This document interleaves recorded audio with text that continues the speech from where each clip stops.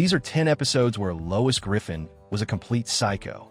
The 10th episode is actually pretty tame compared to the rest of this list. The episode opens with Stewie's nightmare. Naked in front of classmates, Lois, drunk, telling him to flee a monster. After more monster encounters, Stewie wakes traumatized, needing to sleep with his parents. His kicking forces Peter to the couch, but the furniture is at Coachella.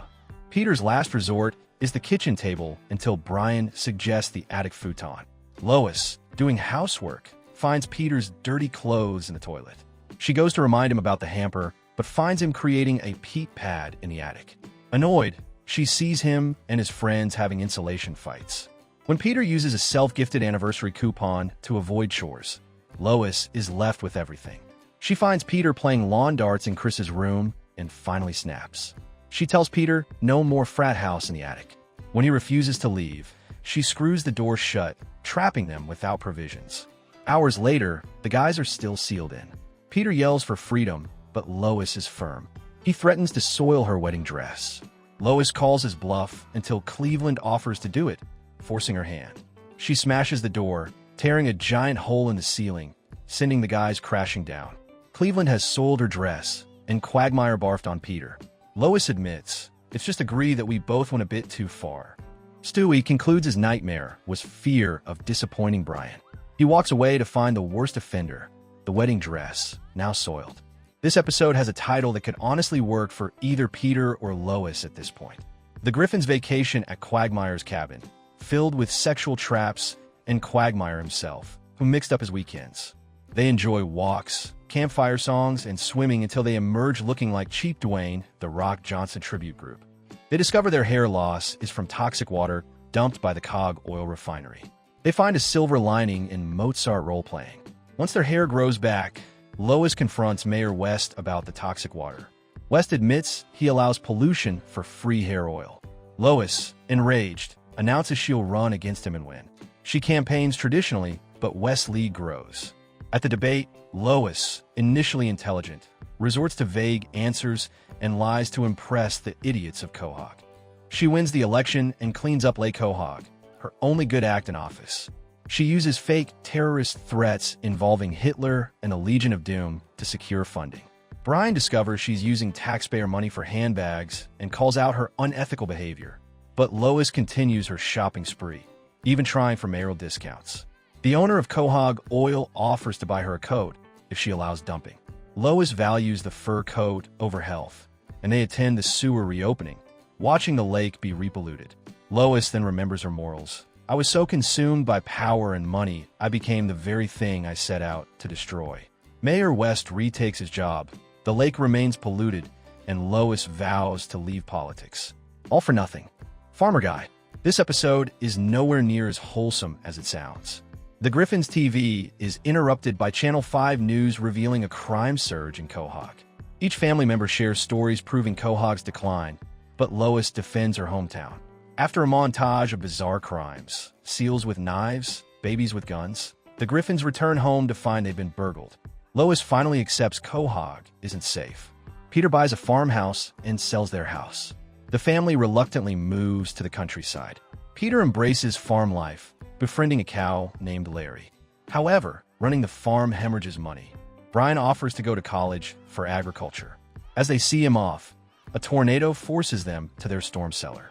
Inside, they find burners, plastic tubing, and cold medicine, a meth lab. Peter, responsibly, suggests it become a family business. Lois is easily convinced, but only to make back their money. Peter takes his quality control job too seriously, tweaking out. They distribute drugs via carrier pigeon. Brian returns from agriculture school to find Meg passed out and the house filled with drugs, guns, and money. Peter defends it as family bonding. Lois, tweaking with her daughter passed out and baby talking about drug-induced teeth loss, shows how far she'll cross the line. When news reports a Quahog meth spike, Lois, as a mom, comes to her senses. She forces them to move back to Spooner Street. A failed chemical reaction blowing up the house helps convince them.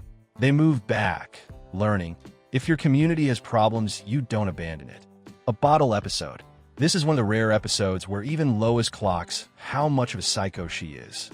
Lois excitedly tells her family she secured an Airbnb in Nantucket for the 4th of July. Not everyone is excited, but they go. They tour the island, drink, and laugh, enjoying a vacation without arguments.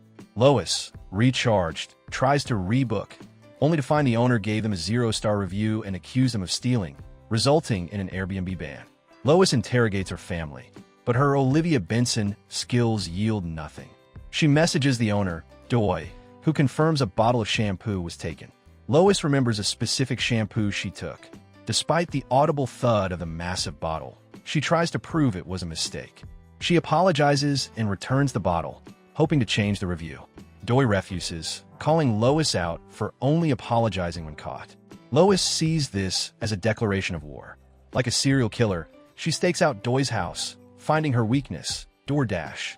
Lois gets a DoorDash job, increasing her driver score until she gets a delivery to Doy's house. She arrives drenched, with a sickeningly sweet smile.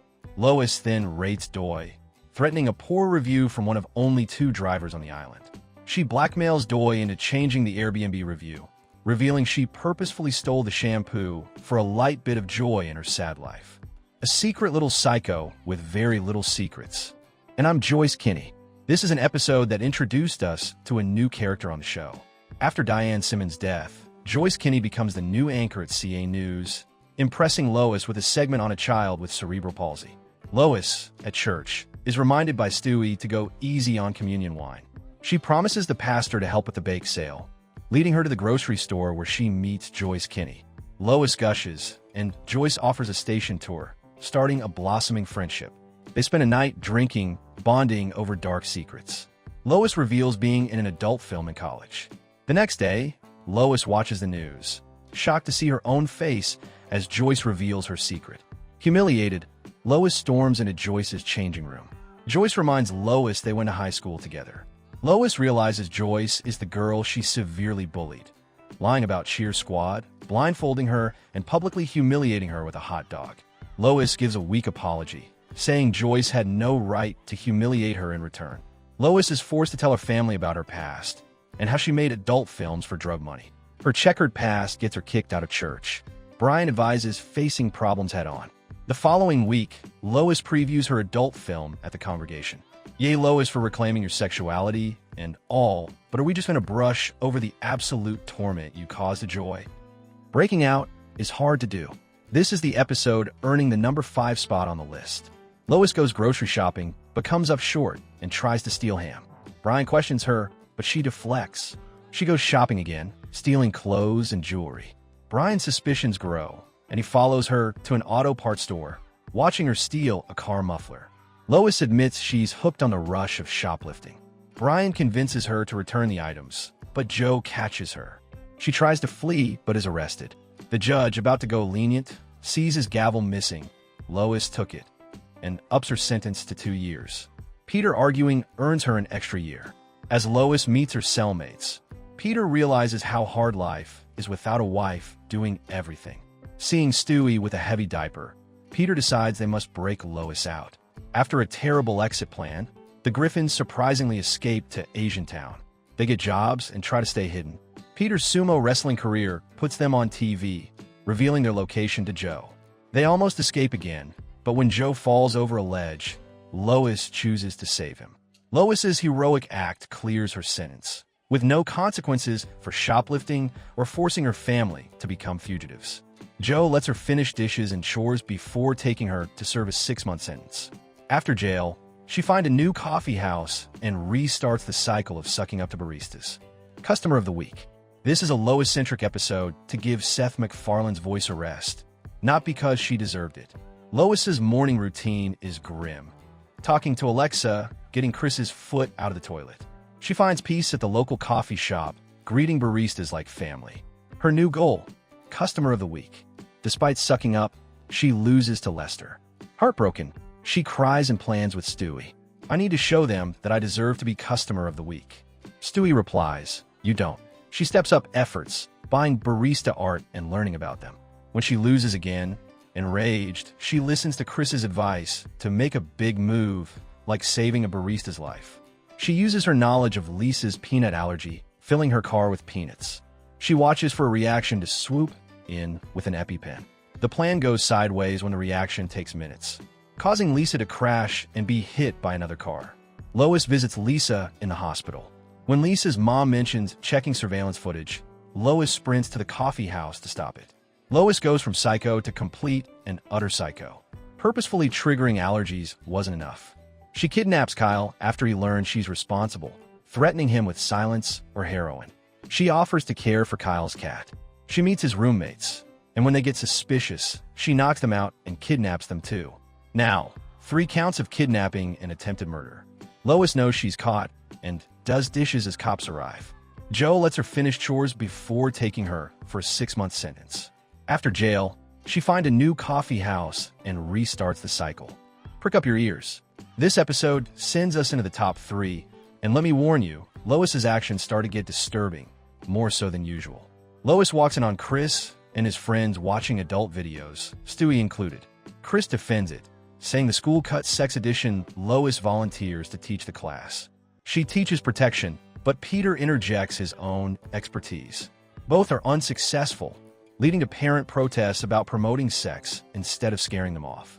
Lois's class is canceled, and a reverend teaches abstinence. He claims condoms fail 100% of the time and are unsafe. Students believe him, practicing abstinence. Meg brings home anti-sex propaganda. Peter, equally gullible, vows abstinence after reading it. His choice becomes clear on role-playing night when Lois, dressed as Grimace, tries to undress him, finding he's wearing a chastity belt. She drops the disguise and storms to Meg's room to complain, only to find Meg and her boyfriend having ear-involved action. Lois fails to convince Meg about safe sex. She then tries to convert Peter from abstinence. Lois forces herself onto Peter, essentially assaulting him and violating his morals, but it's played for a joke. Since she converts Peter, she tries to do the same with Meg. Peter and Lois break into the school, interrupting the Reverend's speech and exposing his lies. Lois offers the same advice about protection and consent, and this time, students take her advice to heart. How is nobody bringing up the fact that Lois assaulted her husband because she wasn't getting any? Lois comes out her shell. This is an episode where Lois experiences the dreaded midlife crisis. Lois experiences a midlife crisis, initiated by Peter constantly reminding her of her aging at her birthday party. His speech is so bad it sends her running off in tears. The next day, a new Lois appears, looking ready for MTV Spring Break, with highlights, a new car, a new personality, and a lower back tattoo. Everyone is concerned. Peter's concern vanishes when Lois reverts to her younger, wilder self. Her fun involves drugs, partying, reckless driving, murder, and hiding evidence. A classic midlife crisis. Peter giggles, then realizes he can't keep up and tells Lois he's done. Brian blames Peter for Lois's behavior, explaining his age comments made her feel inadequate. A live report on a Justin Bieber concert shows Lois in attendance. Peter promises to get their old mom back. Lois fangirls at the concert. She gets into Bieber's dressing room by buying the security guard frozen yogurt. Lois, multiply her midlife crisis by 100, tries to flirt with Bieber through failed references he doesn't understand. Lois then forces herself on him. Peter arrives in time to stop it. He apologizes for how he made Lois feel, reminding her he loves her as she is now. They leave the dressing room without apologizing to Bieber. Lois apologizes for her actions this time, and Peter comforts her, saying there's nothing wrong with being 35. Peter, I am 43. Go Stewie, go. This features the most psychotic and insane thing Lois has done that was safe enough to show on YouTube. Meg has a boyfriend, Justin, and asks if he can come for dinner.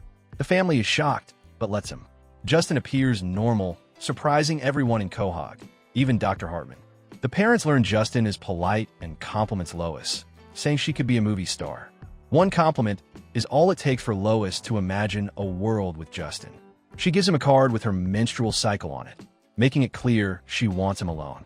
The opportunity arises when Meg leaves to pick up Carter. Lois acts on her desires. Justin, having never had a MILF come on to him, is living his best life. Lois makes the first move, pushing herself onto another teenage boy. But that's not the worst part. Lois talks to Meg, who is understandably furious. Lois apologizes, claiming she never meant to steal Justin from her daughter. Meg dislikes the phrasing, and Lois shamelessly says, You can steal him from me. If I wanted him, I could have him. Not only does she come on to a teenager and steal her daughter's boyfriend, she makes a serious claim about being assaulted to play things off, gives a crappy apology, and then insults her daughter. She then blames Peter for pushing her to seek attention from Justin. You've been making me feel old and fat and unattractive and worthless. Quahog's resident narcissist and fully fledged psychopath.